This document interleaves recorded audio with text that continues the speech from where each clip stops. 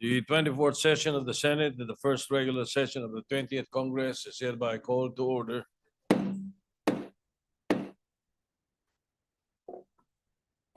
Senator Bam Aquino will lead the chamber in prayer. Let's put ourselves in the presence of the Lord. Direct, we beseech you, O Lord, all our actions by your holy inspiration, and carry them on by your gracious assistance, so that every prayer and work of ours may begin with thee, and by thee be happily ended. Amen. Amen. Secretary will please call the roll. Call of members.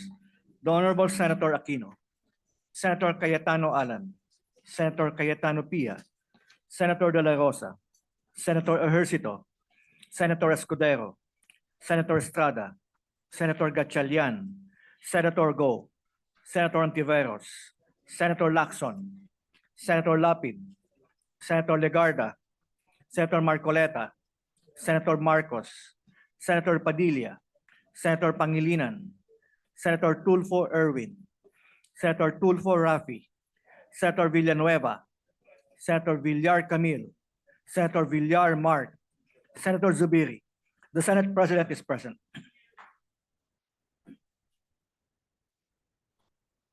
With 16 senators present, the chair declares the presence of a quorum.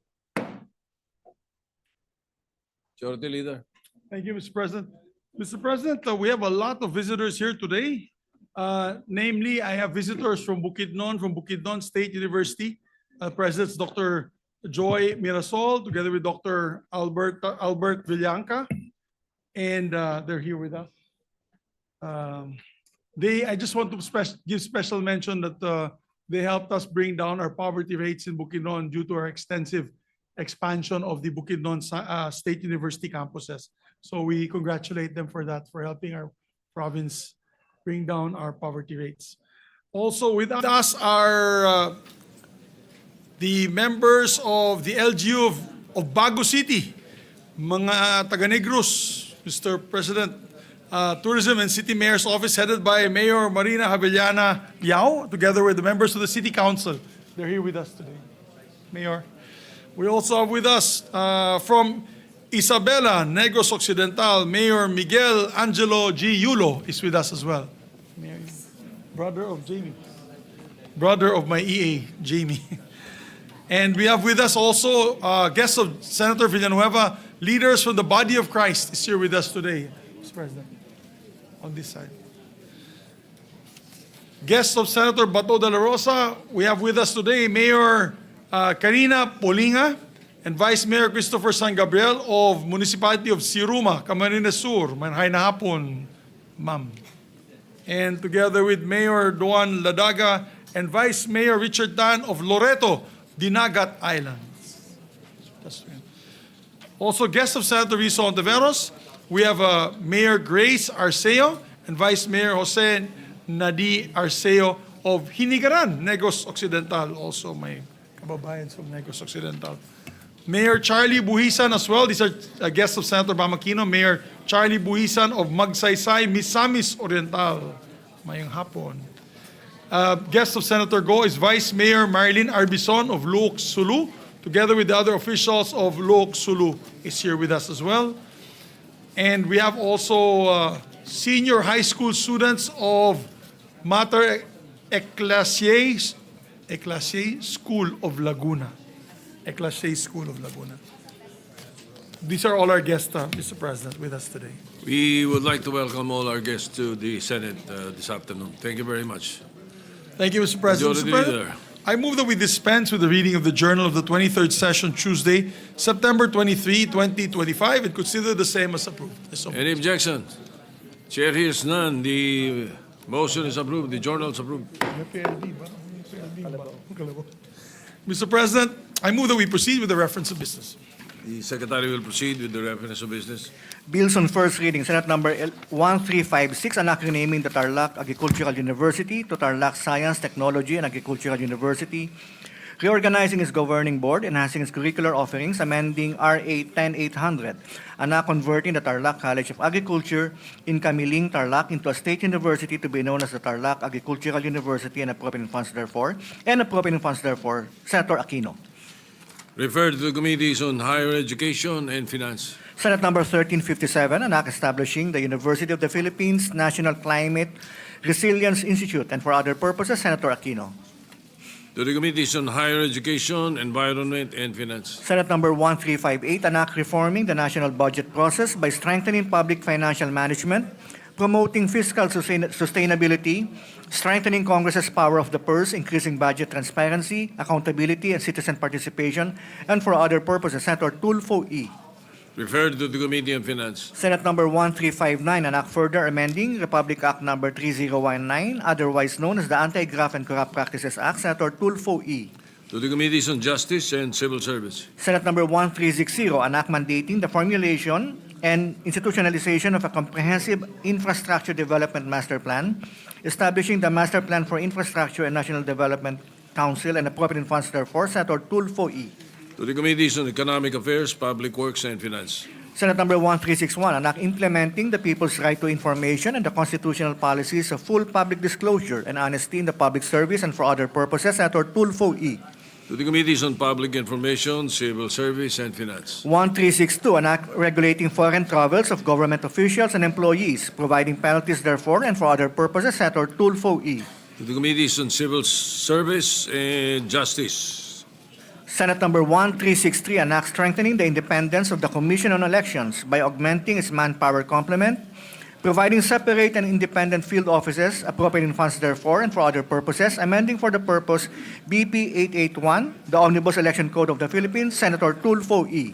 To the Committees on Electoral Reforms, Civil Service, and Finance. Senate Number 1364, an act amending Republic Act Number 1405, the Bank Secrecy Act, Senator Tulfo E. Referred to the Committee on Banks. 1365, an act amending PD 1759, otherwise known as penalizing contractors and subcontractors who violate any material provisions of contracts involving public works of the government and public officials who allow such violations and for other purposes, Senator Tulfo E. To the Committees on Justice and Public Works. Senate Number 1366, an act protecting vulnerable sectors against radicalization and terror grooming and prescribing penalties therefore, Senator De La Rosa. To the Committees on Public Order and National Defense. Senate Number 1367, an act regulating the practice of plumbing, engineering in the Philippines, appropriating funds therefore and for other purposes, Senator Marcos. To the Committee on Civil Service.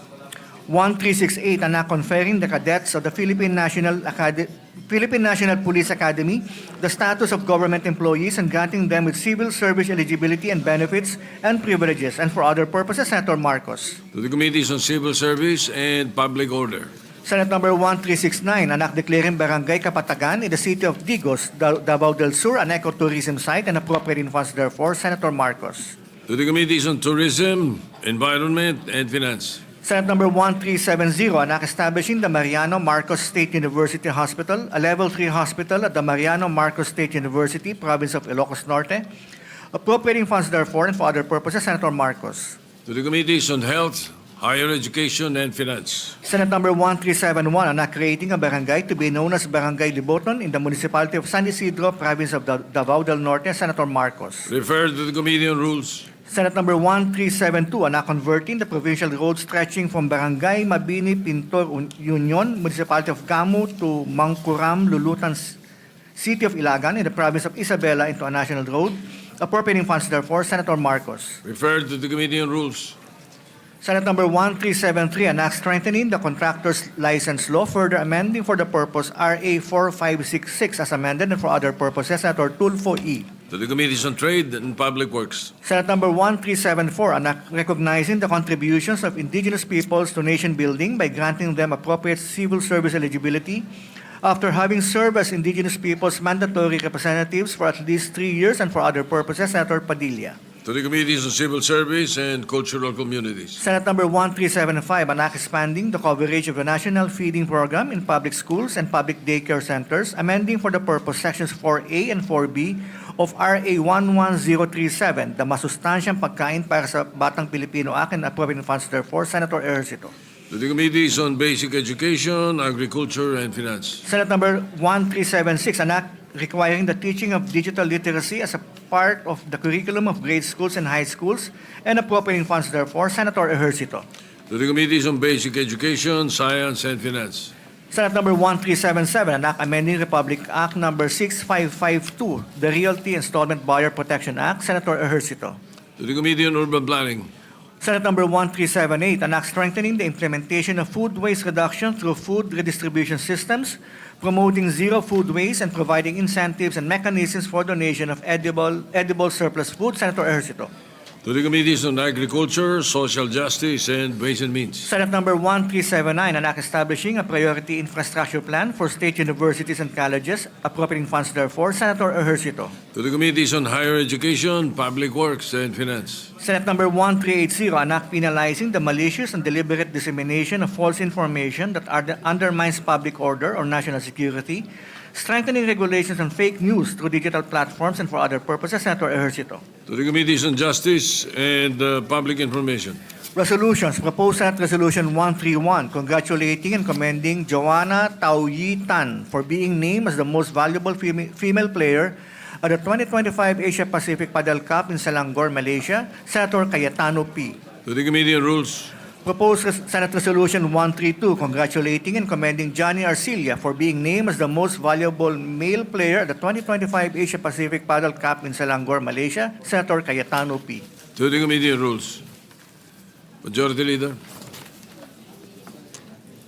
Mr. President, before we take up the approval or adoption of resolutions, may we recognize our distinguished colleague, Senator Erwin Tulfo, as he wants to make a quick manifestation, Mr. President. Senator Erwin Tulfo is recognized. Mr. President, distinguished colleagues, I just want to make a point of manifestation. Yesterday, reports emerged that the accreditation of spin.ph was deactivated by the Philippine National Volleyball Federation, effectively barring them from covering the FIVB volleyball tournament. Their alleged offense, Mr. President, reporting on the exorbitant ticket prices and the empty arenas during the games, and the very same issues that I and many others have raised to amplify the corners of our nation's passionate volleyball fans, particularly our youth.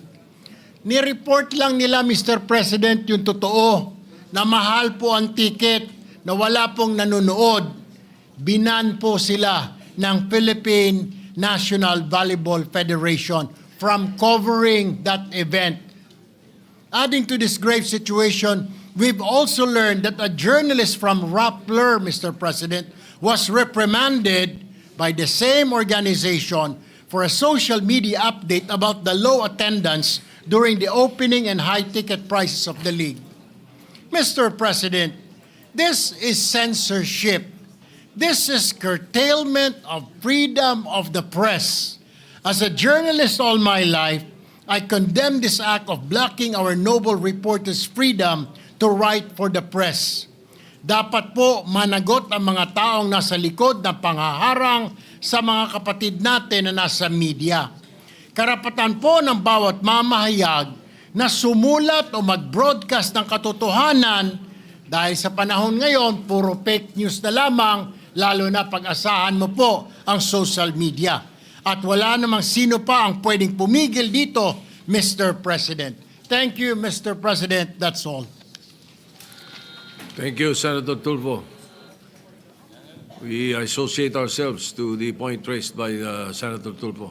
Majority Leader. Thank you, Mr. President. And we laud the efforts of our chairman of the Games and Amusements Committee to combat this dreaded online gambling, Mr. President. So we thank him for his efforts. Mr. President, I move that we consider proposed Senate Resolution number 120, taking consideration proposed Senate Resolutions number 122, 123, 124, 126, 129, and 130. These are all resolutions commending Padel Filipinas. So moved, Mr. President. Any objection? Chair hears none. The consideration of proposed Senate Resolution number 120, taking into consideration Senate Resolutions 122, 123, 124, 126, 129, and 130 is now in order. The Secretary is directed to read the title of the resolution. Resolution congratulating and commending the Philippine National Padel Team or Padel Filipinas for emerging as champion of the 2025 Asia-Pacific Padel Cup held in Selangor, Malaysia from August 28 to 31, 2025. Majority Leader. Thank you, Mr. President. First, to sponsor the resolution is a distinguished colleague from Bulacan, no other than Senator Joel Villanueva.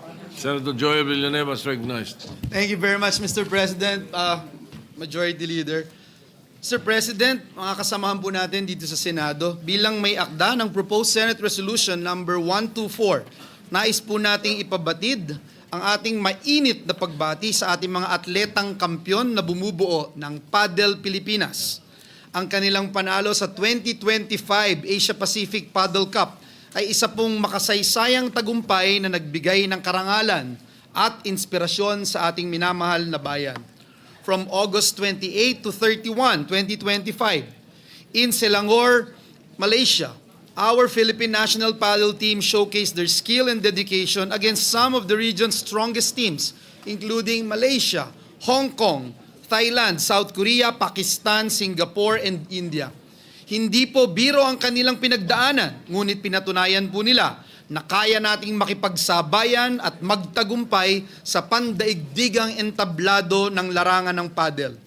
Congratulations po kina Argil Lance L.A. Cañizares, Abdulkar Kopo Alian, Johnny Arcilia, Brian Saarenas, Derek Santos, Raymark Mac Gulfo, Fritz Chris Verdad, Joanna Tau Yitan, Mariam Yam Garcin, Jed Aquino, Dana Abad, at Josea Malazarte.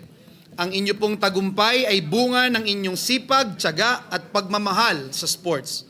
Special congratulations din po kina Johnny at Joanna na kinilala bilang male most valuable player at female most valuable player ng torneo. Kayo po ang tunay na inspirasyon sa ating mga kabataan. Hindi rin po natin makakalimutan ang mga coaches, officials at sponsors na naging bahagi ng tagumpay na ito. Salamat po ng marami at congratulations po kina Head Coach Brian Casao at sa buong coaching team at sa ating mga opisyal ng Padel Pilipinas na pinangungunahan ng kanilang founder, our very own si Ate Senator Pia Cayetano, isa po sa mga resident athlete ng ating Senado. Ginoong Pangulo, ang tagumpay po ng Padel Pilipinas ay hindi lamang tagumpay ng isang koponan, kung hindi tagumpay ng buong bansa. Ito po ay patunay na sa tamang suporta, programa at dedikasyon, kaya po nating maging isang puwersa sa larangan ng sports sa Asia at sa buong mundo. Ang pagkilala po sa kanilang tagumpay ay hindi lamang pagbibigay pugay sa kanilang nagawa, kundi isang hakbang po ito upang higit pang palakasin ang sports development ng ating bansa. Muli, congratulations po sa Padel Pilipinas. Mabuhay po kayo at mabuhay ang mga atletang Pilipino. Maraming salamat po and may God bless us all. Thank you, Mr. President. The Majority Leader. Thank you, Mr. President. Mr. President, I believe you also have a constituency speech that you just want to insert into the records. The presiding officer wishes to insert the sponsorship speech into the records. Yes, Mr. President. Mr. President, may I be recognized to also deliver a sponsorship? Senator Mig Subiri is recognized. Mr. President, I'm very proud to stand here today to sponsor a resolution congratulating and commending Padel Pilipinas for their victory at the 2025 Asia-Pacific Padel Cup. As a sportsman myself, I find it so exciting to see our Padel athletes establishing themselves as a force to reckon with in the global arena. Padel is still very young, but we are already showing the world that Filipino athletes can dominate in this sport. And these past few years have been such an exciting renaissance for Filipino athletes, as we have shown the world our excellence not only in boxing, but also in gymnastics, tennis, weightlifting, pole vaulting, among others. And now we can add Padel to this growing list. To the players and coaches, and of course, Padel Pilipinas founder and NSA President, our unfailing sports advocate and resident athlete in the Senate, Senator Pia Cayetano, who happens to also be my walking mate when we are abroad. Congratulations to you, ma'am, and to all of the winners and to the whole team. As head of the Philippine National Arnis team, alam ko po kung gaano kahirap na makaabot sa global stage, lalo nang manalo dito. Kaya big deal ito, and we congratulate the whole team for this huge success.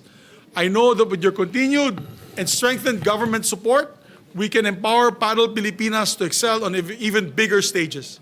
Again, my warmest congratulations to the whole team. Mabuhay po kayo at mabuhay ang atletang Pilipino. Maraming salamat, Mr. President. Thank And, you, Majority Leader. Yes, you may proceed. Yes, next to sponsor is our distinguished athlete of the Senate, our ate, Senator Pia Cayetano. Senator Pia Cayetano is recognized to sponsor the measure.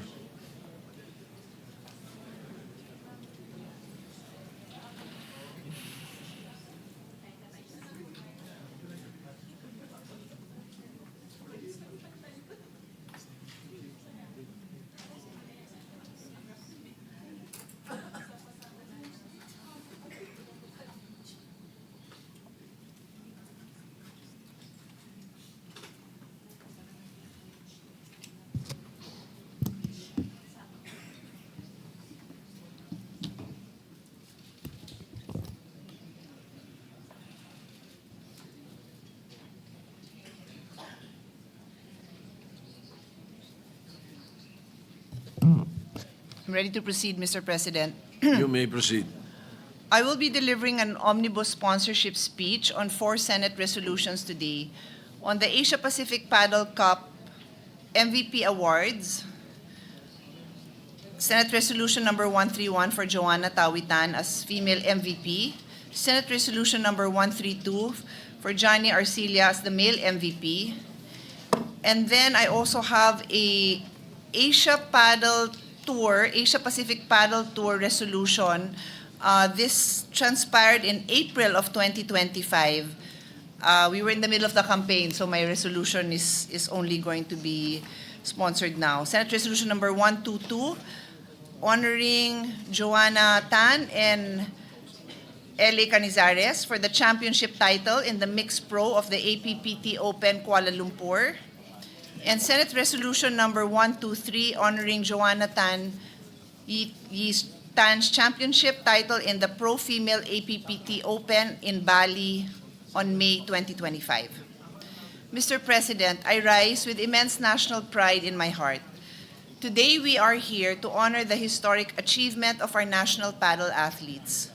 As the founder of Padel Pilipinas, this moment is deeply personal.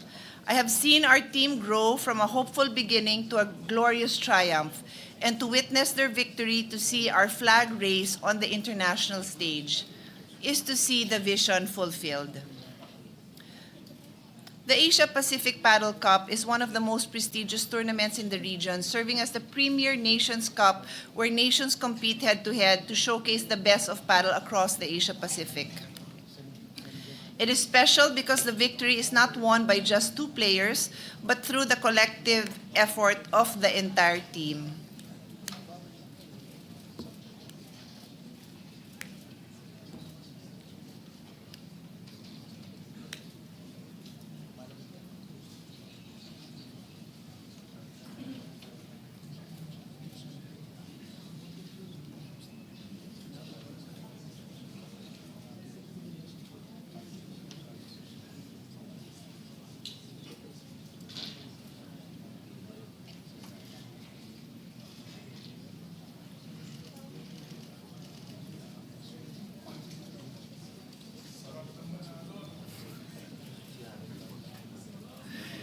In its inaugural year in 2024, held in Bali, Indonesia, our team came close, proudly finishing as first runner-up and proving that the Philippines was a rising force in the sport.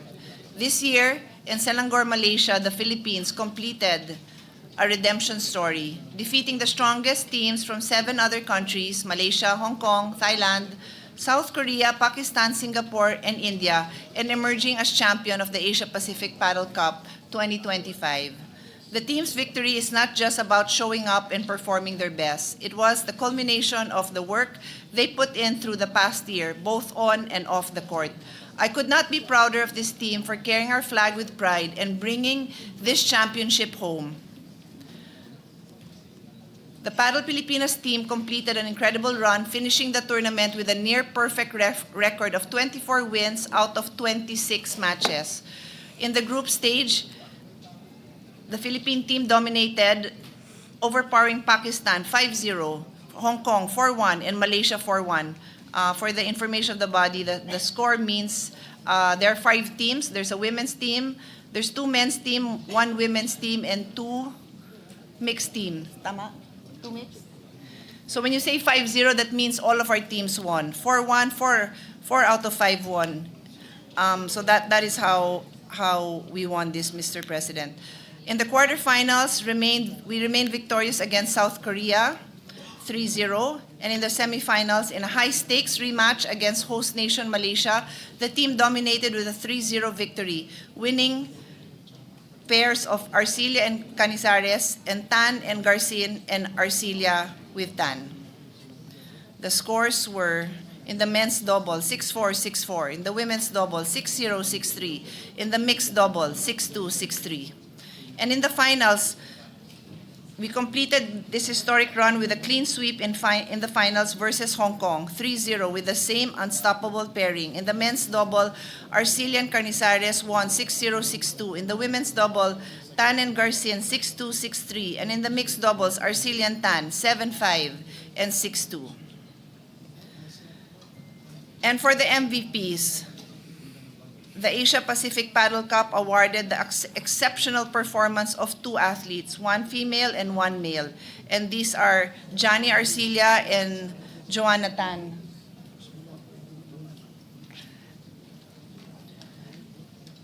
Each delivered 2 key victories during the semifinals and finals, with their consistent and powerful performance ultimately securing the championship title for the team. So let me call on them once more. Joanna Tan, she's the top female player in the country and ranked number 2 in the entire Asia Pacific Padel Tour. She has defended this title for more than a year now. She was even ranked number 1 with another paddle champion, Marian Cappadocia, proudly from Antique, constituent of Senator Loren. And together they have won two female all-Filipino championships. Marian is on maternity leave right now, but I am certain they will come back and win even more championships together. Johnny, we have awarded him here in the past with Marian as a Tennis Hall of Famer. He has distinguished himself in tennis, but he does not hesitate to join us in paddle. And because of that, he also won the MVP in paddle. That is how talented Johnny Arcilia is. So, just to recognize everyone on the team, please stand as I call your name. Team Captain, L.A. Canizares, Coco Alian, Mac Golfo, Derek Santos, Brian Arenas, Johnny Arcilia, Fritz Verdad, Joanna Tan, Mariam Garcian, Jed Aquino, Dana Abad, and Josea Malasarte. Josea, by the way, to my fellow UAAP, UP varsitarian,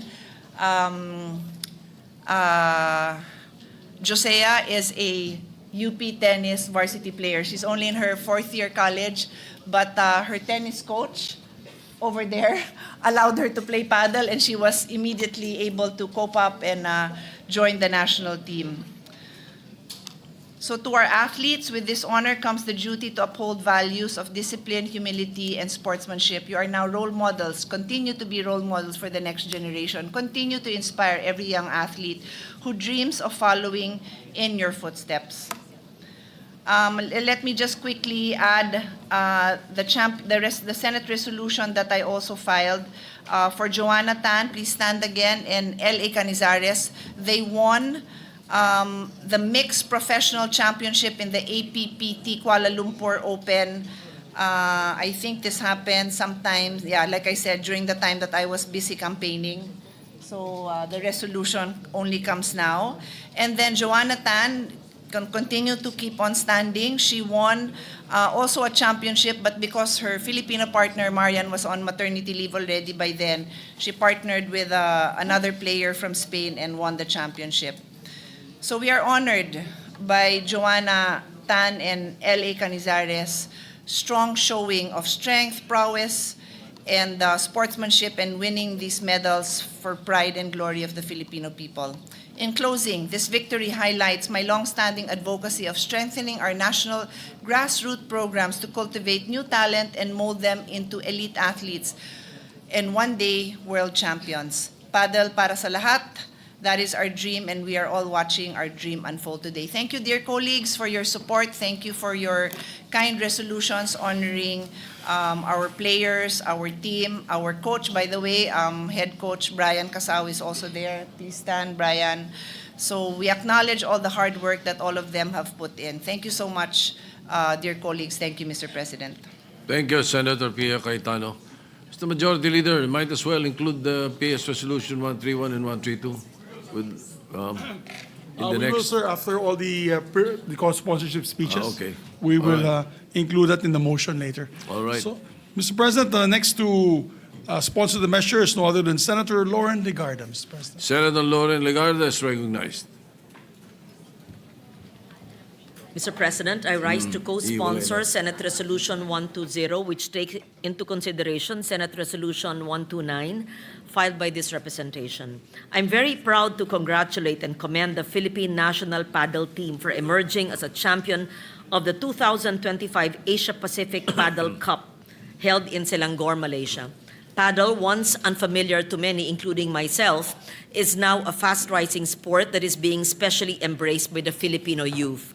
The presence of the Philippine team and the honor they received at the Asia-Pacific Padel Cup 2025, the leading paddle competition in the Asia-Pacific region, underscores the country's readiness and competence to meet the highest standards of skill and sportsmanship. From August 28 to 31, the Philippine national paddle team, Padel Pilipinas, founded by our dear colleague Senator Pia Cayetano, emerged victorious against the finest teams from 7 other countries in the region. Competing in 26 matches, the Philippine team secured 24 victories, bringing home the championship trophy. This remarkable win testifies to the hard work and collective efforts of the promising members of Padel Pilipinas. It was also made possible with the expert guidance of its coaches Brian Casao, Jaric Laval, and Tomas Vasco.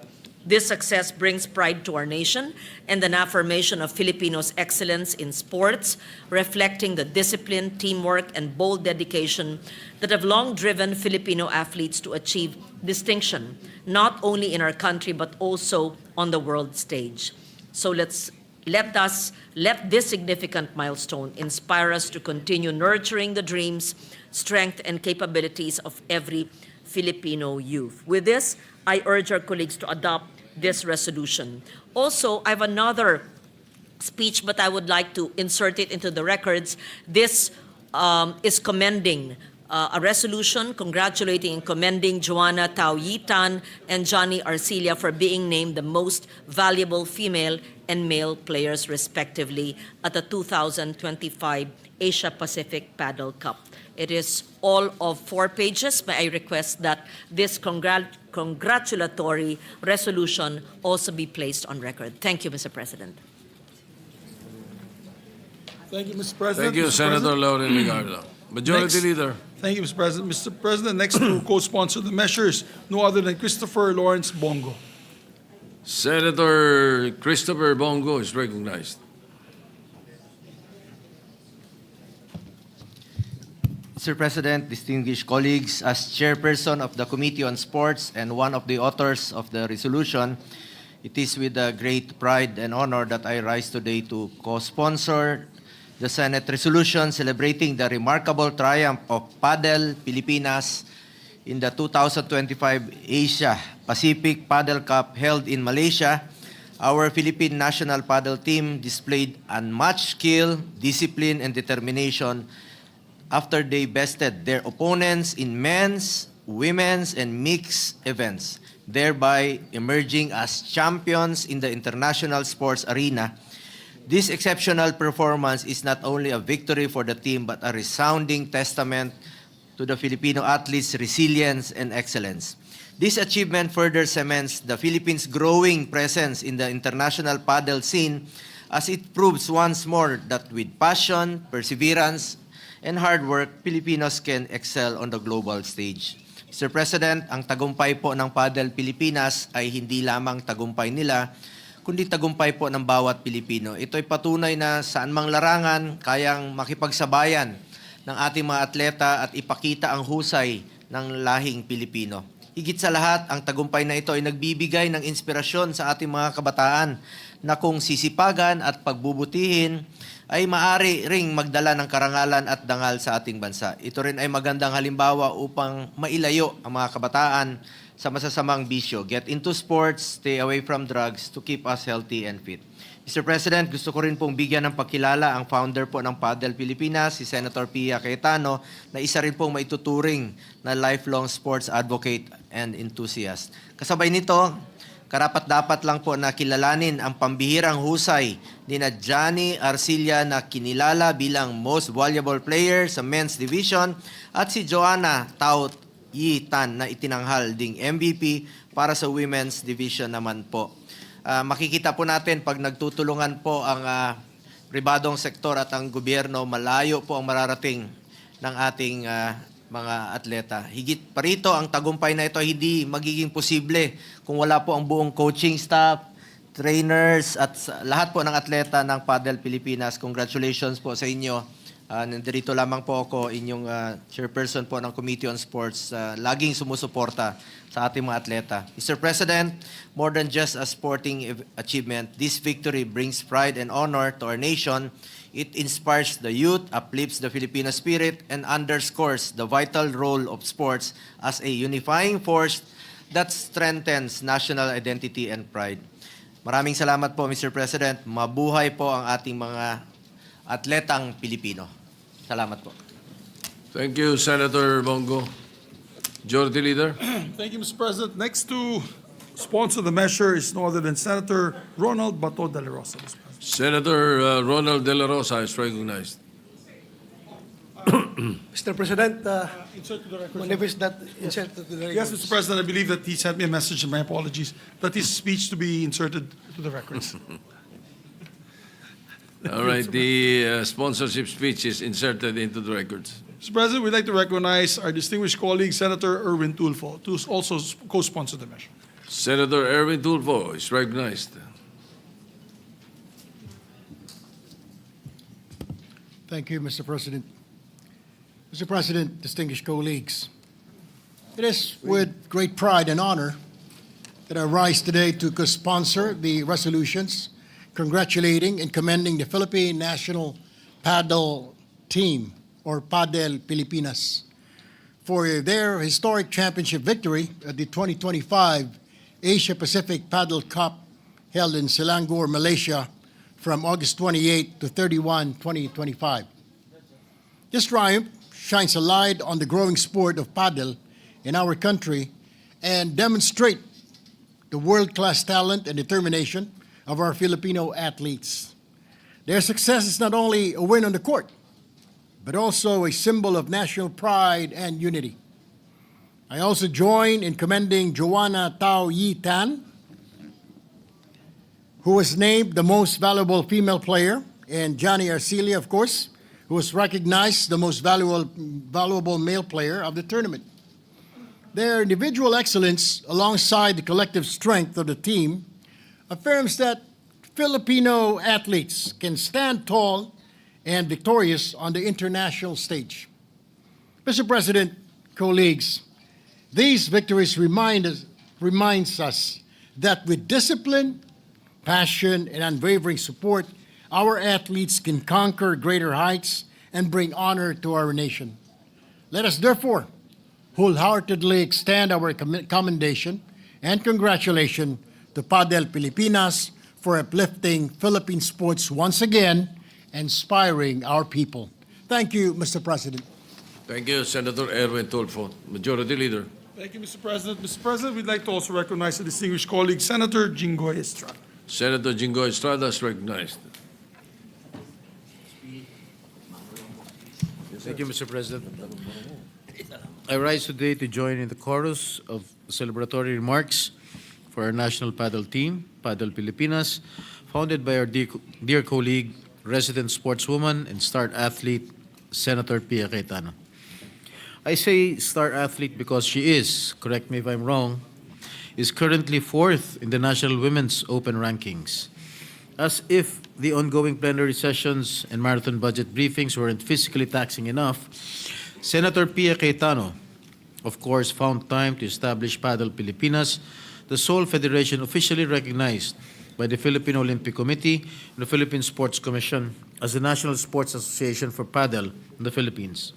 Nagawa pa po ni Senator Pia hindi lamang maglaro competitively at bumuo ng National Sports Association, pati na rin ang pag-iikot sa bansa para magbukas ng mga paddle courts para sa ating mga kabataan.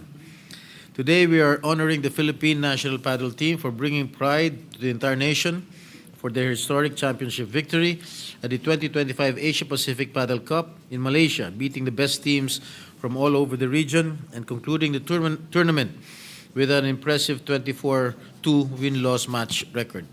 Just last year, I understand the team secured a runner-up finish at the inaugural games in Indonesia. It is clear that our players certainly stepped up this year and came fully prepared to take home the well-deserved title. We are excited to see how far our national team can go and how many trophies it can deliver under the guidance and leadership of the stronger, more athletic Cayetano, with all due respect to our distinguished minority leader.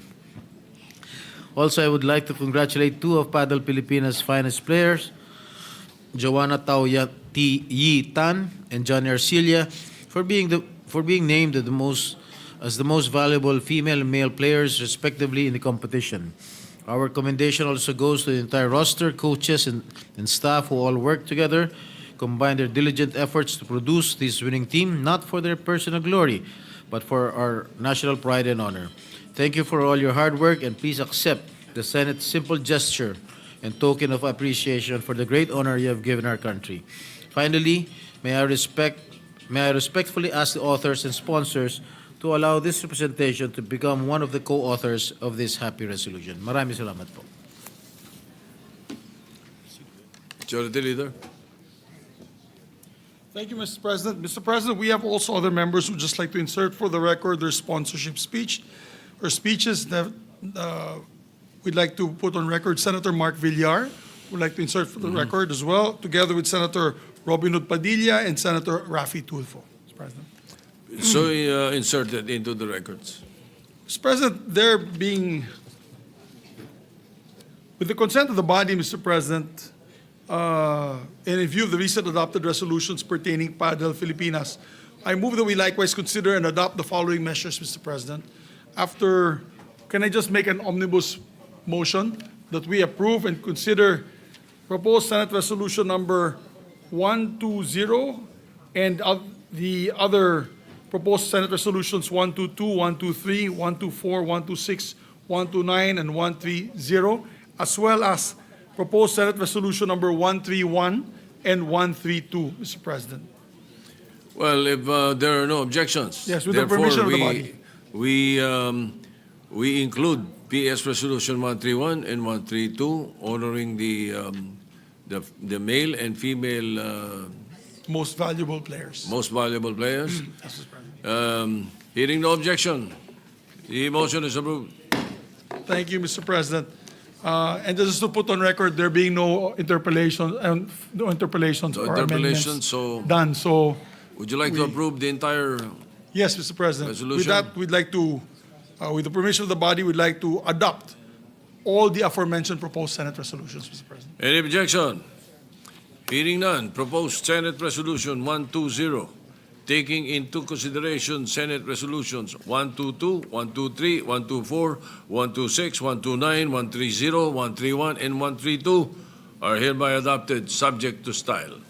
Thank you, Mr. President. Congratulations to the recipients of this resolution. And we ask for a minute suspension so that we can give the resolutions to these athletes. Thank you, Mr. President. The session is suspended for 1 Senate minute.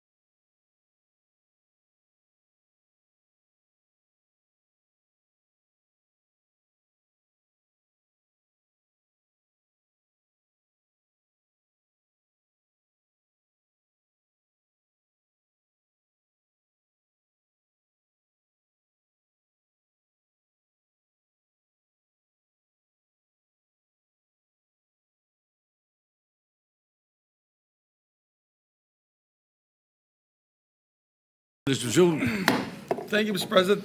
Mr. President, just before we continue with our agenda for the day, we have some officials from the municipality of Moises Padilla, Negros Occidental, headed by Mayor Elia Garcia and Vice Mayor Pimpoy Yulo, are here with us today. Mayong hapon. Welcome to the Senate, Si Manwa. our guests. Thank you. And also, we have, I see also Mayor L.A. Ruanto is here with us from Quezon Province. Bayan ng Infanta? Infanta ka, no? Infanta, Quezon, Mr. President. Okay, welcome to the Senate. Mr. President, our dear colleague, Senator Ronald Bato de la Rosa, would like to avail of the privilege hour. May we recognize the good gentleman, Mr. President. Senator Ronald De La Rosa is recognized.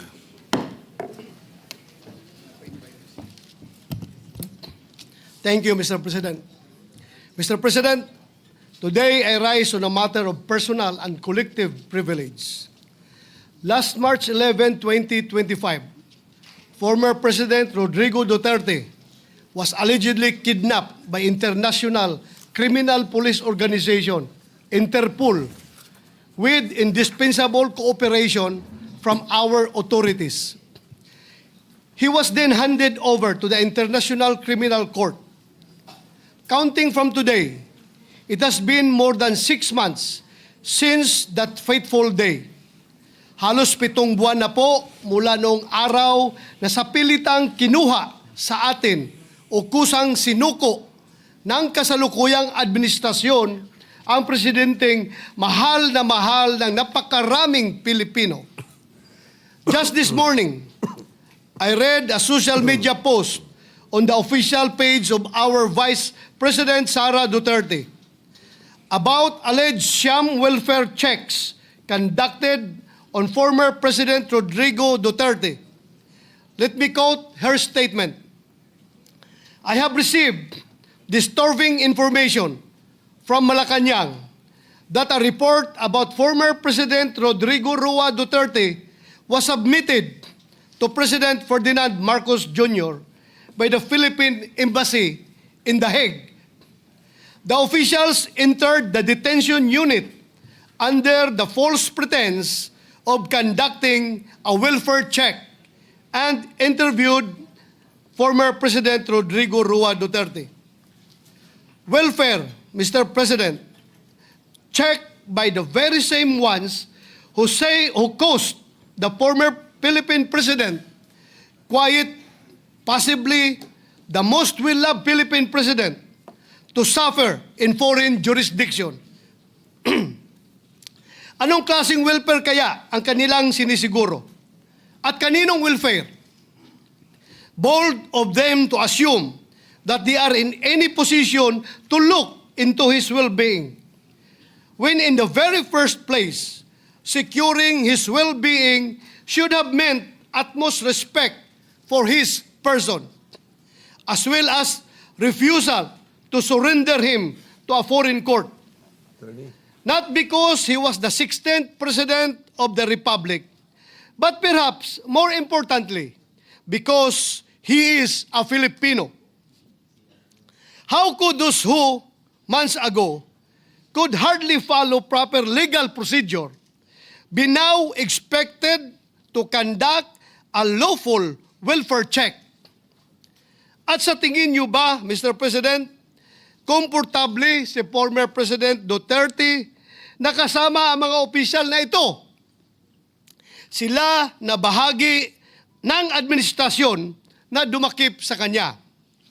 Hindi ba in layman's terms, kung na-high blood ka sa isang tao, mas gusto mo na lang siyang iwasan? At kung makita mo siyang muli at magtatanong pa siya sa iyo ng kung ano-ano mga tanong tungkol sa iyong welfare, ay tiyak na maha-high blood ka lang ulit. Isn't it safe to assume that their presence merely reminded President Duterte of the grievous injustice he was made to face on that fateful day in March this year? Gugustuhin ba ng isang tao na tumanggap ng dalaw mula sa mga nilalang na maaaring maging sanhi ng pagkulo ng kanyang dugo? Welfare check ba ito o operasyon para mapaikli ang buhay ng dating Pangulo? Kaninong welfare ba ang gusto nila niyong mapabuti? Baka ang mainam ay bulahin niyo na lang ang inyong mga sarili. Huwag niyo nang sayangin ang buwis ng taong bayan sa inyong kasinungalingan. Huwag niyo nang idamay ang dating Pangulo sa pagpapalapad niyo ng papel. Sabi nga ng mga inspirational post sa social media, you cannot heal the same environment that hurt you. You cannot heal the company of those who merely stood and watched while you were harmed.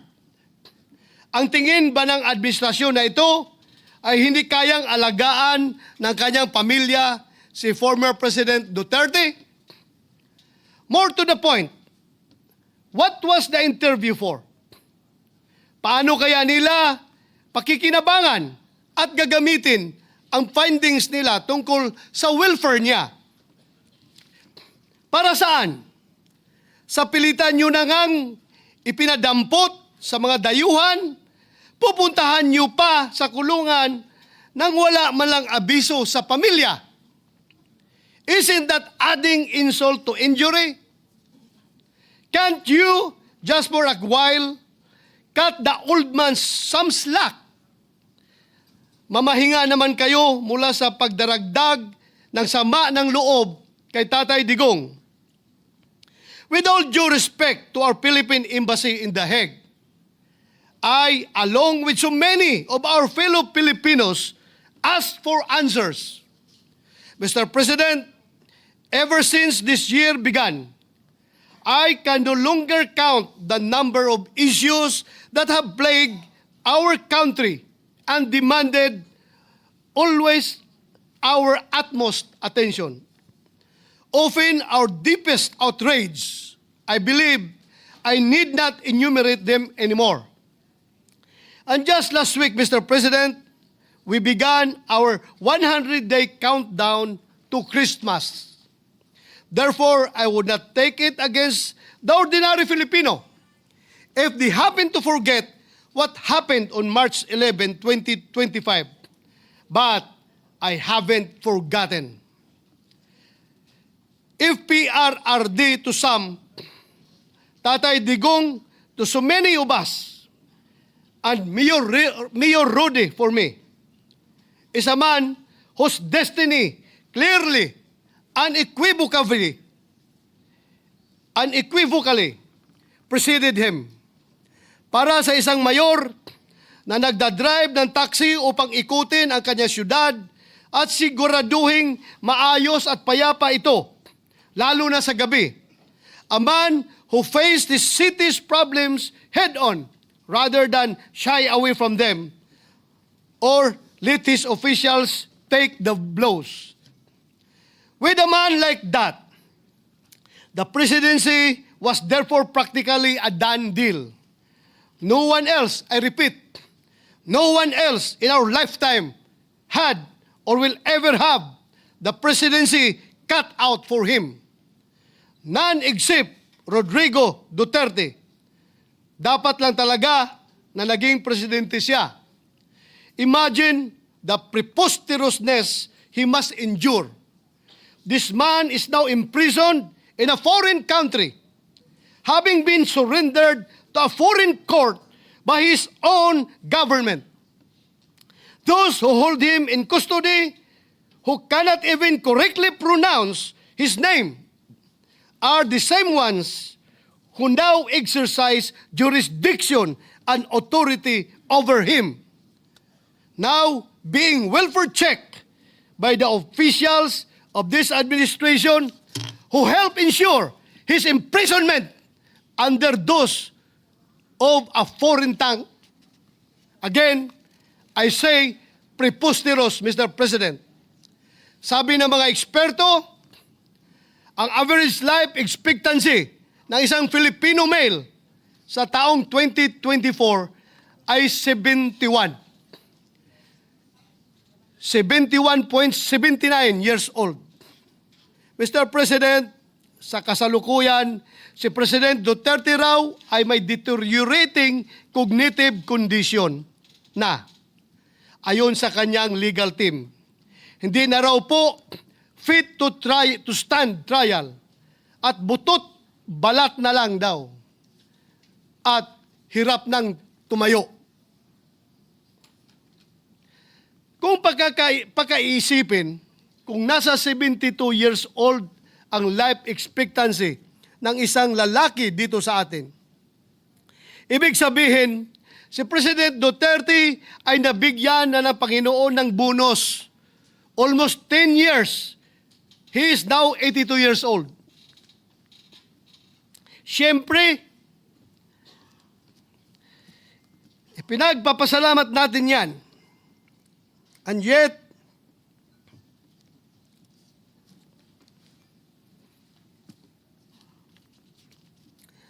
if we accept the fact that he may not have long,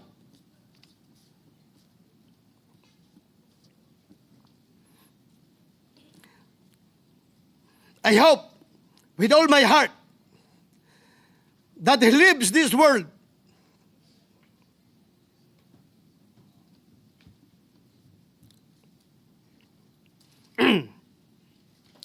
not in the presence of officials who visit him on the pretext of a pseudo welfare check, but instead in the company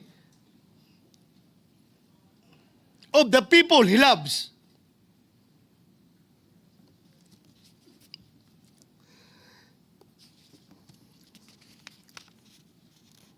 And who truly care for him. Since none of us here can even hope to match his patriotism, let us at least strive to be half as nation-loving as he was, as he still most certainly is. Kung gusto po natin magpakita ng malasakit sa ating dating Pangulong Duterte. Kung talagang gusto po natin masiguro na lagi siyang nasa mabuting kalagayan, ang nakikita ko pong isa sa mga solusyon ay masuportahan ng bulwagang ito ang kanyang interim release.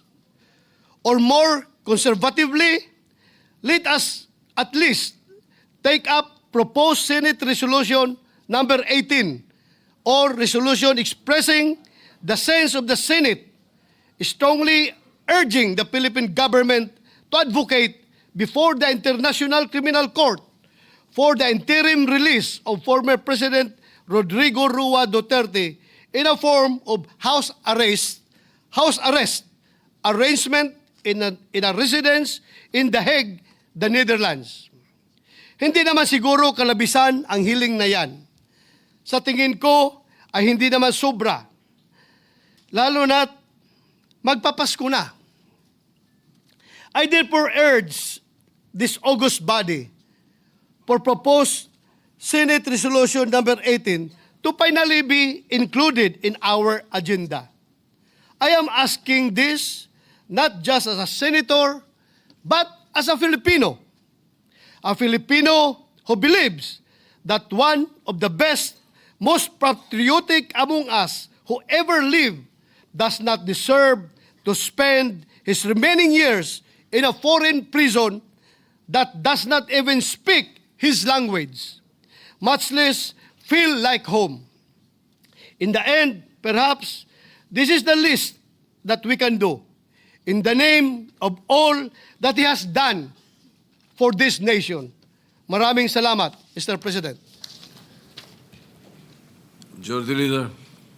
Interpellation ba sa'yo? Si magmamanifest nito si Senator Bong. I can recognize you after. Yes, there are our colleagues, some of our colleagues want to interpolate our distinguished colleague, Senator Bato de la Rosa, but there are several other colleagues who also want to stand up to give a similar manifestation, Mr. President. May we recognize Senator Bongo, Mr. President. Senator Bongo is recognized.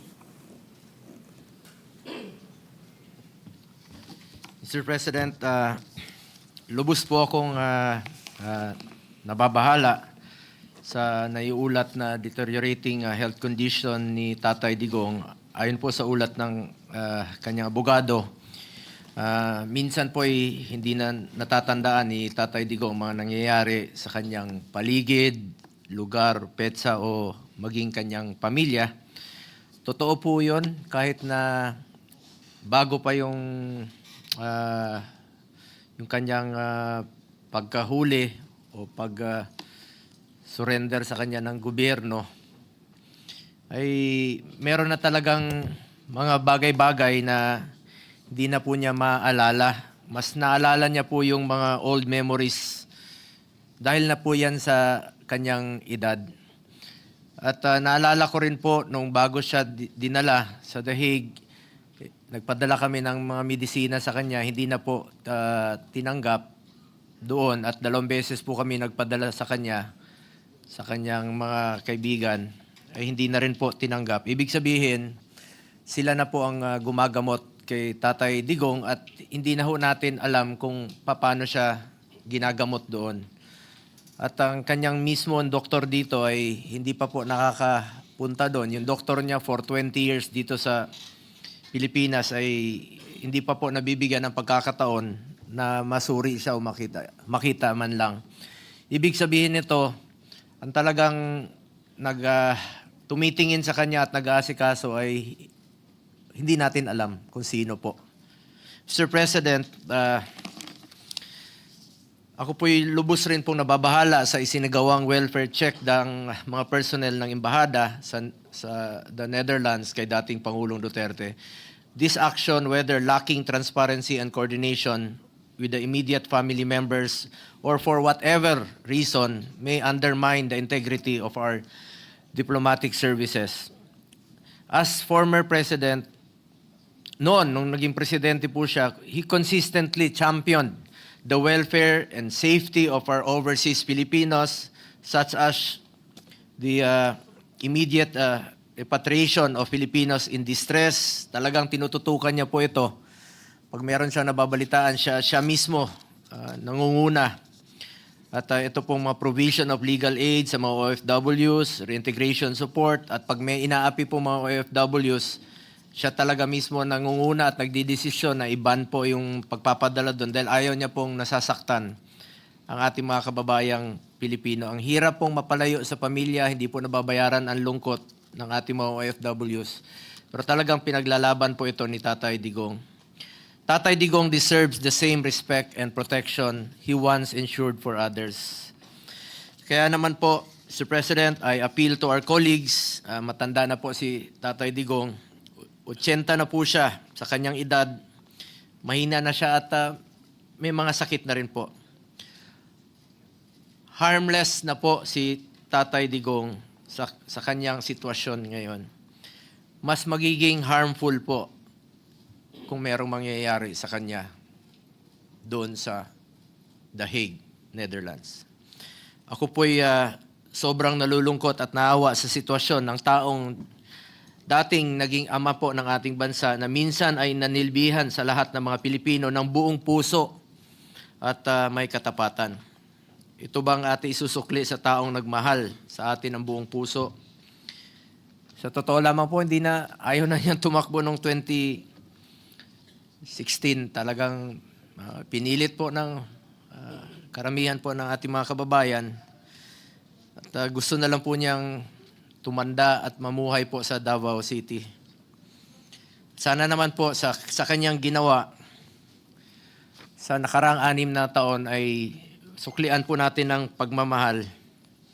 Ginawa niya po ang lahat para mas nakakalakad po ang ating mga anak sa gabi na hindi nasasaktan, hindi nababastos. At dapat po ay Pilipino po ang humusga sa kanya, hindi po ang banyaga. Kaya patuloy po ang aking dasal para sa kanyang maayos na kalusugan at kaligtasan, lalo na po sa kasalukuyang kalagayan niya na dala po ng kanyang edad. Remember, he is 80 years old na po. Marami na po siyang karamdaman. Sa maalala ko, ako mismo nagpapadala ng kanyang gamot. At nung pagkatapos ng kanyang termino, patuloy po akong mismo sinasamahan ko siya. Kahit hindi po siya nakikialam sa politika. kahit kailan po hindi siya nakikialam sa politika. Pero nung pagkatapos ng kanyang termino, mismo buwan-buwan po sa kanyang check-up, sinasamahan ko siya. At ako mismo nagpapadala pa rin po ng medisina niya. 27 po yun, iba't ibang klaseng medisina ang kanyang iniinom. Ano kaya ang pinapainom sa kanya ron? Yun po ang aking isa sa aking kinababahala sa ngayon.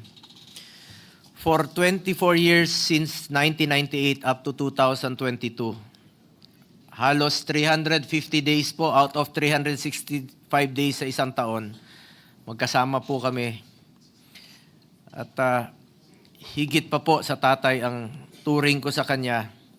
Kaya nakikiusap po ako sa mga kababayan nating Pilipino, pagdasal po natin ang kanyang kaligtasan, pagdasal po natin ang kanyang kalusugan, at ipagdasal po natin ang kanyang kalayaan. At alam ko po mismo, mahal na mahal po ni Tatay Digong ang kanyang bayan at mga kapatid nating Pilipino. Nakikiusap po ako, having said that, Mr. President, we appeal to our colleagues na sana po'y mapag-usapan man lang ang resolusyon dito sa plenaryo na na-file po ng iba't ibang mga kasamahan natin, including Senator Robin and Senator Bato. Meron po kaming resolution na na-file po. Let us act now and make a stand on this. Nakikiusap po ako sa ating mga kababayan, nakikiusap po ako sa mga kasamahan natin sa Senado. Alang-alang na lang po sa taong nagserbisyo po sa atin, nagmahal po sa bawat Pilipino. Maraming salamat po, Mr. President. Thank you, Majority Leader. Yes, thank you. Next to also give his manifestation is Senator Robin Hood Padilla, Mr. President. Senator Robin Padilla is recognized. Maraming salamat po, Ginoong Pangulo, at sa atin pong pinunong mayorya. Bago ko po umpisahan ang aking manifestasyon, meron lang po akong isang maikling video.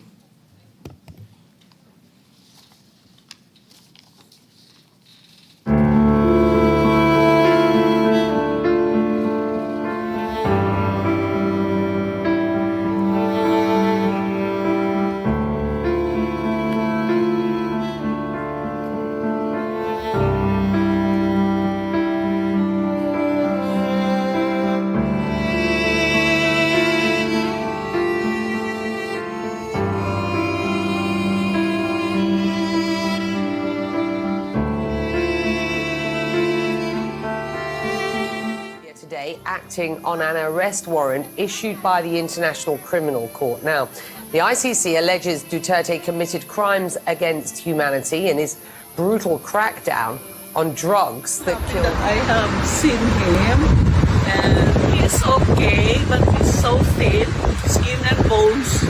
Former president's team sought an indefinite suspension, stating that Duterte is supposedly not fit to stand trial.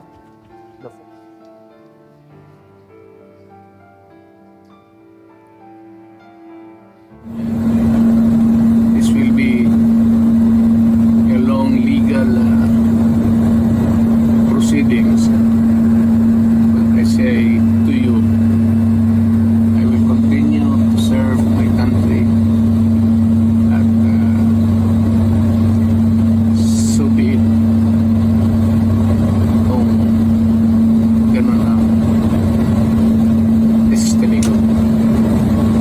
Salamat.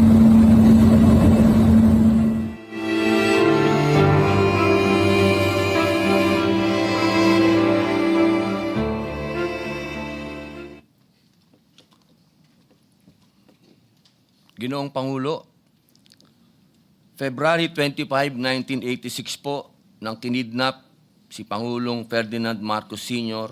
mula sa Pilipinas patungong Hawaii. Kasabay po ito ng people power. September 7 po, 1993, nailipad ang katawan ni Ferdinand Marcos Sr. mula sa Hawaii papuntang Pilipinas. November 18 po, 2016, sa isang pribadong seremonya, inilabas ang labi ni Ferdinand Marcos Sr. mula sa Ilocos Norte, dinala sa libingan ng mga bayani sa Taguig, Metro Manila, at doon po siya inilibing.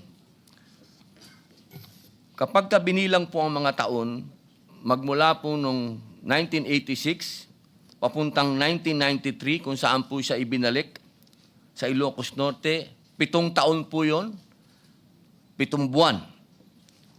At noong naman siya po ay nailibing, 2 taon, 23 taon. Ang suma total po, ang ating pong kababayan, ang Pilipinas po ay naghinagpis ng mahigit na 30 taon. Sa ating pong kasaysayan, nakita na po natin ang mapait na halimbawa ng pagkakawalay ng isang dating Pangulo sa sariling pamilya at bayan. Si Ferdinand Marcos Sr. ay dinala sa Hawaii noong 1986, kung saan siya po ay pumanaw noong ika-28 ng Setyembre 1989. Makalipas ang 4 na taon, ay doon pa lamang naibalik ang kanyang mga labi sa Pilipinas at mahigit 2 dekada po ang lumipas bago siya tuluyang nailibing sa kanyang huling hantungan. Isang sugat po ito na iniwan sa ating kaisipan at kasaysayan. Ngayon po, mga mahal kong kasama, nasa atin po ang pagkakataon. Ang ika-20 Kongreso ay may kapangyarihan at pananagutan na putulin ang ganitong siklo. Hindi natin dapat hayaan na muling maulit ang kasaysayan kung saan ang isang naging Pangulo ng Pilipinas ay mawawalay sa kanyang bayan sa huling yugto ng kanyang buhay. Ginoong Pangulo, ang pagbabalik po kay dating Pangulong Duterte ay hindi maituturing na isang simpleng usapin. Siya ay nagsilbi bilang ika-16 na Pangulo ng Republika, na halal ng mahigit ng 16 na milyong Pilipino at nagdala ng mga patakarang nagmarka hindi lamang sa ating politika, kundi sa mismong pang-araw-araw na buhay ng ating mga kababayan. Maaari po, magkakaiba tayo ng pananaw tungkol sa kanyang mga pulisiya, lalo na po sa kanyang kampanya laban sa illegal na droga at sa kanyang estilo ng pamamahala. He ruled with an iron fist, ika nga. Ngunit, hindi matatawaran ng katotohanan siya ay naging halal na Pangulo, pinili ng taong bayan, at nanungkulan ayon sa ating konstitusyon. Kung meron mang pananagutan, dapat itong harapin dito mismo sa ating sariling bayan, sa ilalim ng ating batas, at hindi sa hukuman ng mga banyaga. Ito ay usapin ng katarungan at kasarinlan. Hindi ba po dapat nararapat lamang na sa sarili niyang bayan siya humarap sa anumang akusasyon, usapin o paglilitis? Sapagkat kung sa ibang bansa siya mapipilitang manatili, hindi ba't para nating ipinahihiwatig na kulang ang ating sistemang panghukuman, na hindi na ito kayang papanagutin o ipagtanggol maging ang isa sa pinakamataas na pinuno ng Republika? Higit po sa lahat, ito po ay usapin ng pambansang dangal ng pagkakaisa. Sa pagbabalik ng dating Pangulong Duterte, ipinamamalas po natin na ang Pilipinas ay hindi nagtatakwil sa sarili nitong anak, lalo ng isang naging pinuno ng bayan. Pinipili natin ang katarungan kaysa sa kapritsyo ng iilan. Ang pagkakaisa ay dapat po nating yakapin, hindi ang hidwaan. Huwag nating kalimutan ang matinding sigalot na pinagdaanan ng isang pamilya upang maiuwi ang kanilang ama. Ang mga kapaitan ng nakaraan ay sapat na pong aral. Tungkulin nating piliin ang pagkakasundo at paggalang sa halip na muling balikan ang isang masaklap na karanasan. Kaya't nananawagan po ako sa ating kagalang-galang na kasamahan, bigyan natin ng agarang aksyon ang resolusyong ito. Senate Resolution number 18. Ipakita po natin na ang Kongresong handang magpatunay na tayo ay magbubukas ng bagong landas tungo sa mas nagkakaisang kinabukasan. Hayaan natin ang kasaysayan ang magsabi na sa ilalim ng ika-20 Kongreso, si dating Pangulong Rodrigo Roa Duterte ay naibalik, muling nakaharap sa kanyang bayan, at dito rin nagwakas ang kanyang paglalakbay. Mga mahal kong kasama, ito po ang pagkakataon na wag nating palagpasin na tayo po dito sa bulwagang ito ang naging susi upang magkaroon ng pagkakaisa sa bayan natin. Tayo po ang magsilbi. Sa atin nag-umpisa ang tunay na reconciliation. Dito po sa lugar na ito. Yun lamang po, Ginoong Pangulo. Majority Leader. Thank you, Mr. President. Mr. President, with the permission of Senator Bato de la Rosa, I believe Senator Marcoleta would like to ask a few questions.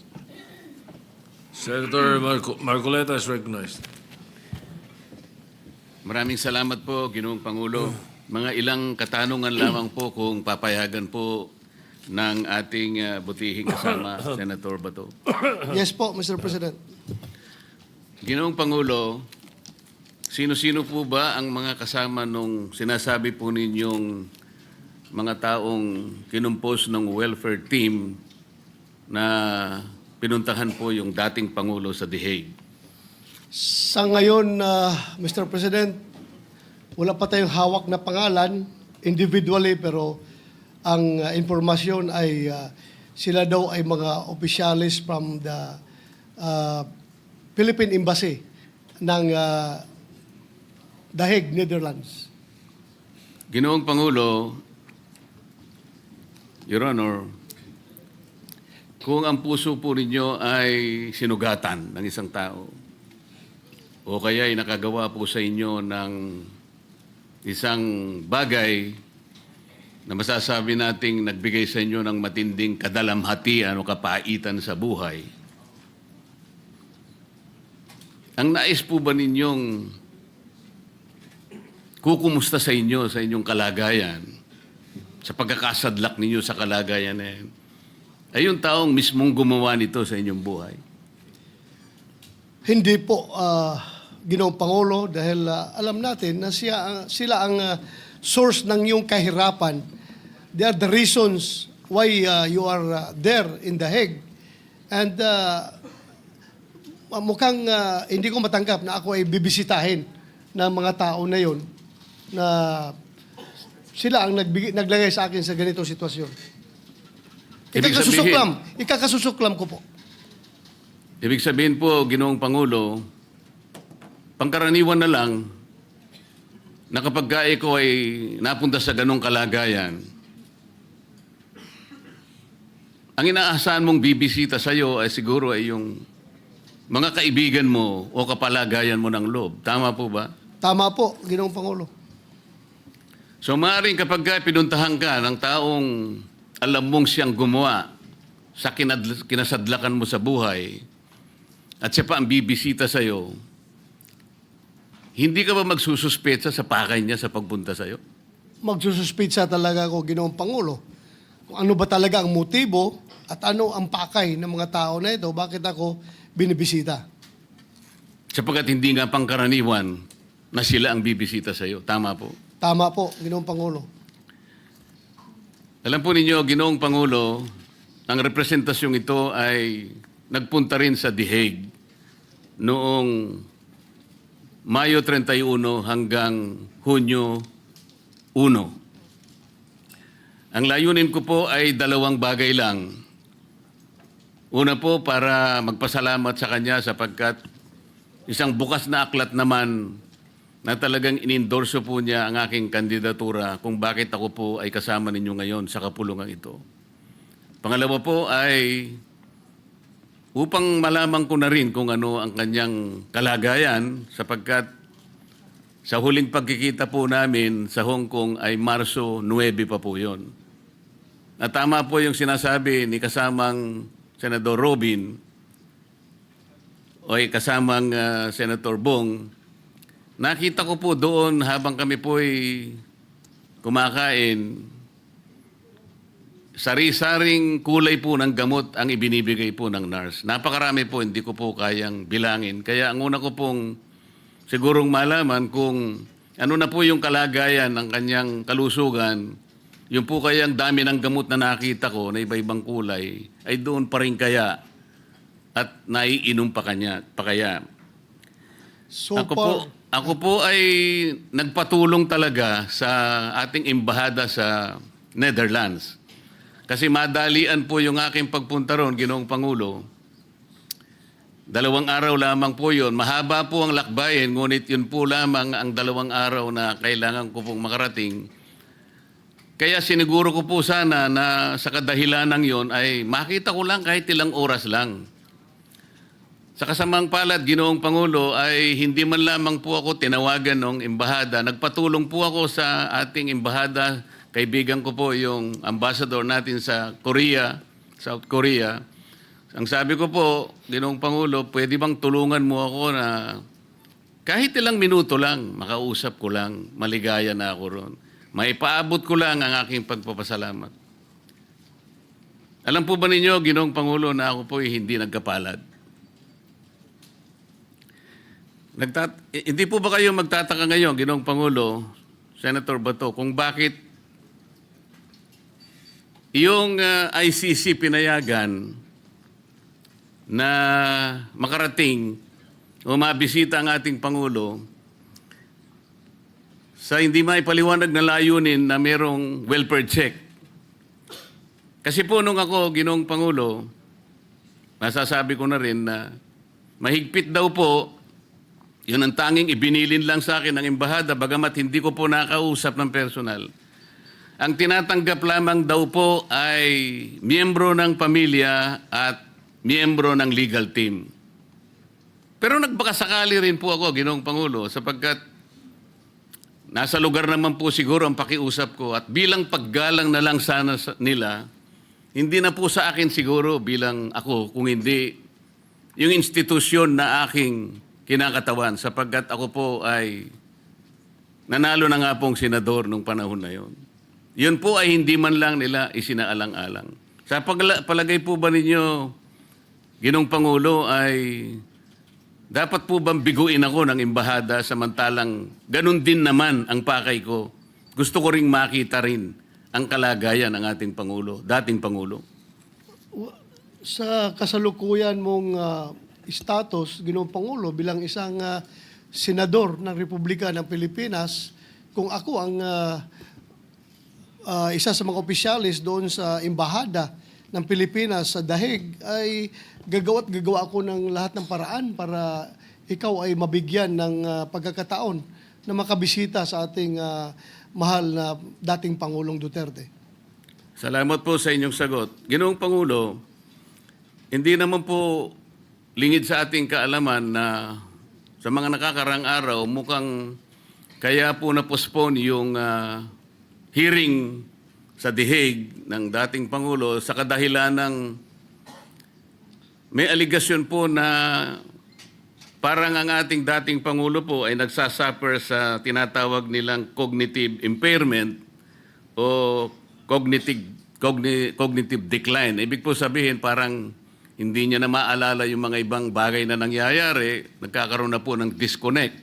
Kaya po daw na-reset o naipagpaliban ang kanyang trial. Sa palagay po ba niyo, Ginoong Pangulo, ang pagpunta ng team na yon para mag-welfare check ay para tingnan kung talagang totoo yung ginamit na legal excuse ng abogado ng dating Pangulo? I can only speculate, Mr. President, but I don't really have the facts obtaining on the ground. Sa tingin ko lang talaga ay baka yan ang purpose bakit sila pumunta doon para i-confirm siguro kung talagang totoo ba na merong cognitive impairment ang ating dating Pangulo. Pero to tell you frankly, Mr. President, nung hindi pa siya hinuli at ibinyahe doon sa Dahig, naobserbahan ko na po. Kasi I was with the man way back 1986 when I graduated from PMA. When I was assigned in Davao, nakilala ko na po siya. At from then on, tuloy-tuloy na ang aming samahan. Nakita ko po itong the later part mga araw o mga buwan bago siya ibinyahe sa dahig na meron na nga siyang problema sa nadulot sa kanyang edad, sa kanyang katandaan. Napapansin ko, if you can remember, nung siya ay ating nagiging resource person dito sa ating hearing, ang kanyang mga sagot minsan ay paulit-ulit na, pabalik-balik, at minsan yung mga lugar, mga dates, at mga insidente na nangyayari ay tila nakikalimutan na niya at mali-mali na yung binibigay niya ng mga sagot. Kaya nagdududa ako, nagsimula na noon pa yung kanyang kondisyon na ganon, cognitive impairment, Ginoong Pangulo. Salamat po sa inyong tanong. Ginoong Pangulo, tama rin po ba na pagsuspetsahan ng representasyong ito na hindi naman talaga yung welfare ng dating Pangulo ang kanilang chinecheck? Ang akin pong suspetsa, Ginoong Pangulo, hindi po welfare check eh. Parang reality check ang ginawa nila. Sa makatwid, talaga pong hindi tapat ang pagpunta kung pag-uusapan ay para masiguro lang ang kalagayang pangkalusugan ng ating dating Pangulo. Kung hindi matiyak nila na baka naman nagsisinungaling yung abogado niya at ginagawa lang dahilan yung sinasabing cognitive impairment. Tama po ba na pwede akong magsuspecha ng ganun, Ginoong Pangulo? Tama po, Ginoong Pangulo. Kaya nga, nasabi ko kanina sa aking privilege speech na we require explanation from the Dahig, Philippine Embassy at Dahig. An explanation kung ano ba talaga ang kanilang sadya pagpunta nila doon kay Pangulong Duterte. Tama rin po ba na magsuspecha ang representasyong ito, Ginoong Pangulo, na merong double standard ang International Criminal Court sapagkat kung talaga pong mahigpit ang kanilang panuntunan na miyembro lang ng pamilya o kaya miyembro ng legal team ang pwedeng dumalaw sa kanya, bakit po yung welfare team na yun, kung totoo mang welfare ang kanilang hinahanap, ay pinayagan ng ICC? Sa makatwid po, ako po'y nagsususpecha na talagang hindi na parehas ang pagtingin ng International Criminal Court. Tama po ba ako ay magsususpecha ng gano'n, Ginoong Pangulo? Tama po, Ginoong Pangulo, dahil ano ba ang diferensya between a senator of the Republic of the Philippines at saka yung mga opisyalis ng Embahada ng Pilipinas doon sa Dahig? Bakit sila pinagbigyan tapos ikaw hindi? I'm quite questioning the standards of the ICC as far as visitation rights is concerned, Mr. President.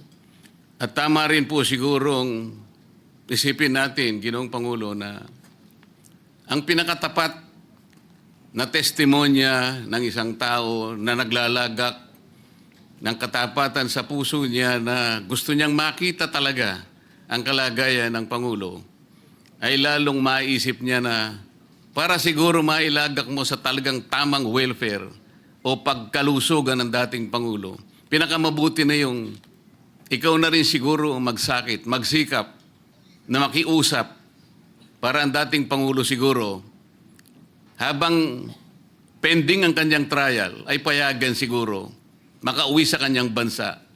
Yun ang pinakatapat na manifestasyon ng sino man kung ang talagang kalagayan ng Pangulo ang kanilang inaalaga. Yes, Mr. President, that is the ultimate manifestation of your concern about the welfare of the former president.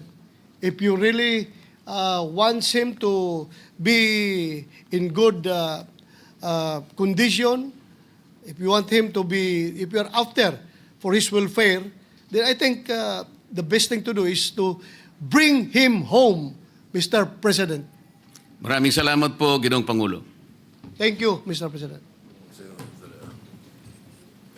Majority Leader.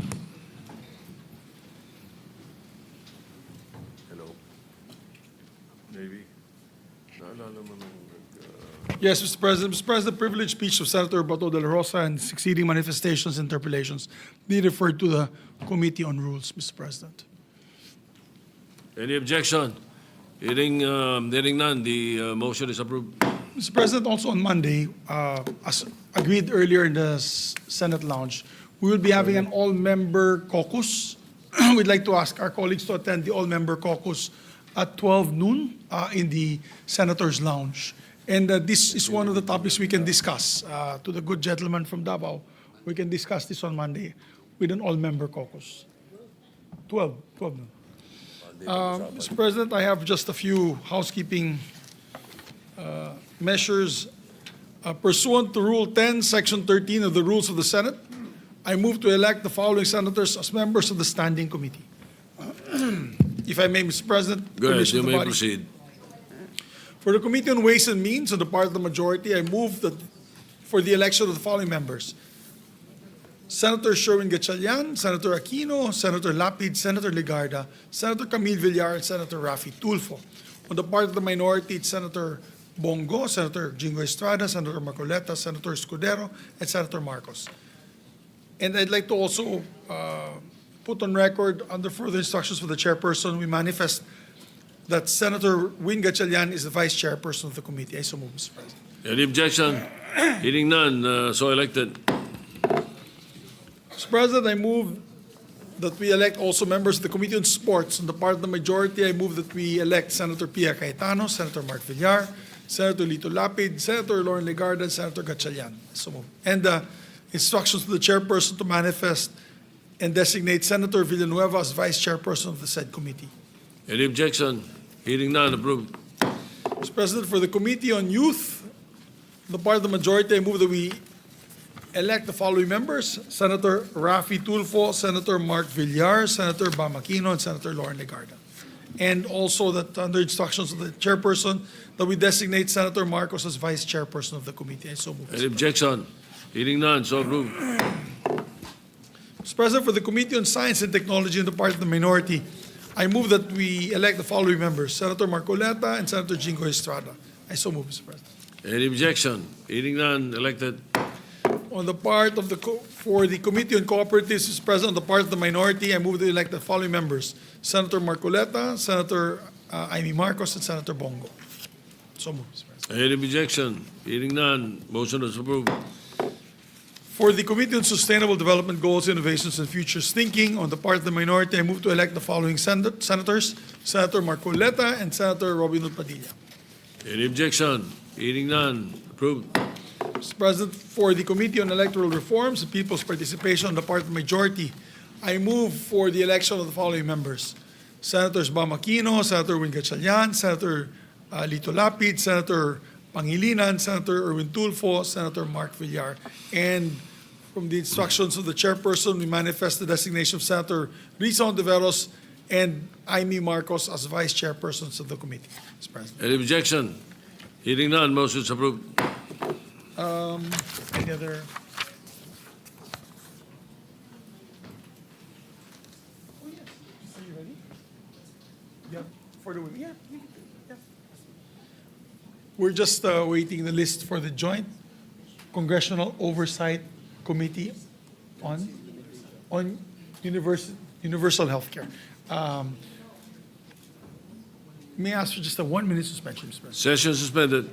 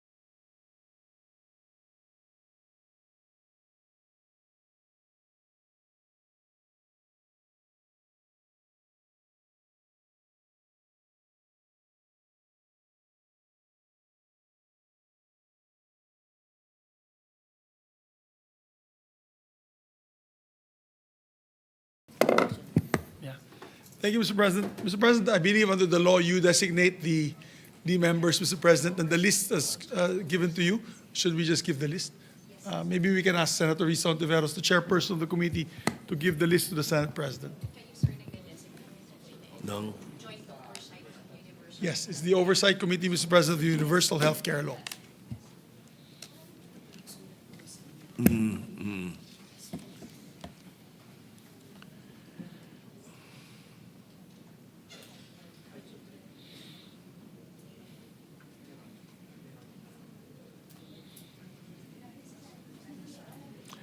In in line with the request of the chairperson of the Committee on Health, we are designating as members of the Congressional Oversight Committee on Universal Health Care the following members: Senators Ejercito, Cayetano Pia, Bongo, Sherwin Gatchalian. Thank you, Mr. President. We appreciate that so they can Thank you. start their work. Of course, the chairperson is the Included. automatically the chair of the said Thank you. oversight. Thank you. Thank you, Mr. President. Mr. President, with that, I move that we adjourn session until 3 o'clock in the afternoon, Monday, September 29, 2025, and reminding all our colleagues that we have an all-member caucus at 12 noon in the lounge on Monday. Thank you, Mr. President. Any objection? There being none, the session is adjourned until 3 o'clock in the afternoon of Monday, September 29, 2025.